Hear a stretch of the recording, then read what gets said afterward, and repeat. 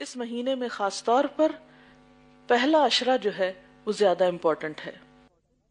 اگر یہ امپورٹنٹ ہے، اہم ہے، فائدہ مند ہے، تو پھر کریں کیا؟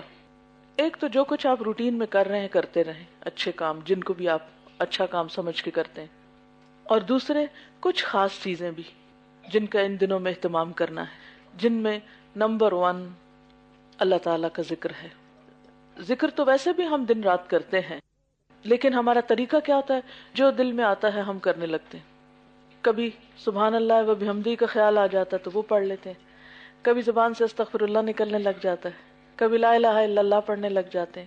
سب اچھا ہے، جو آپ کا دل چاہے پڑھیں، لیکن ان 10 دنوں میں خاص طور پر تکبیرات پڑھیں.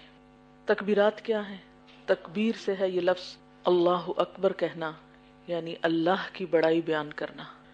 اللہ تعالیٰ تو ہے ہی بڑا، ہم کہیں یا نہ کہیں، ہم مانیں یا نہ مانیں، وہ تو ہے ہی بڑا. لیکن اس کی بڑائی کا جب ہم اظہار کرتے ہیں تو یہ بات اللہ تعالیٰ کو پسند ہے. اور یاد رکھیے کہ مومن کی زندگی میں جو بھی خوشی کا موقع آتا ہے، نیکی کا موقع آتا ہے، تو یہ خوشی اور نیکی کا موقع اس کے اندر غرور اور تکبر نہیں پیدا کرتا. کیونکہ جیسے یہ ذی الحج کے دن ہیں، ان میں جو بھی نیکی آپ کریں گے وہ عام دنوں کے مقابلے میں بہت زیادہ فائدہ مند ہوگی. تو انسان جب کوئی نیکی کر لیتا تو فوراً ہی شیطان دل میں کیا خیال ڈالتا ہے؟ تم نے تو اتنا کچھ کر لیا، تم تو بہت نیک ہو گئے. جو ہی یہ خیال آئے تو کرے کیا؟ علاج کیا ہو؟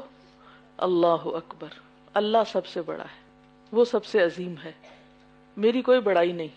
تو اس طرح نیکی کا تکبر ٹوٹ جاتا ہے، پھر خیال نہیں آتا کہ میں نے کوئی بڑا کام کیا ہے. تو جب بھی آپ کے دل میں شیطان یہ ڈالنے لگے کہ تم نے بہت بڑا کام کیا ہے، تو فوراً کیا کہا کریں؟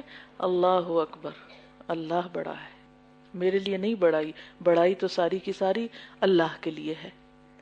اسی طرح خوشی کے موقع پر عام طور پہ ہم پھولے نہیں سماتے، فخر و غرور تکبر میں مبتلا ہو جاتے ہیں.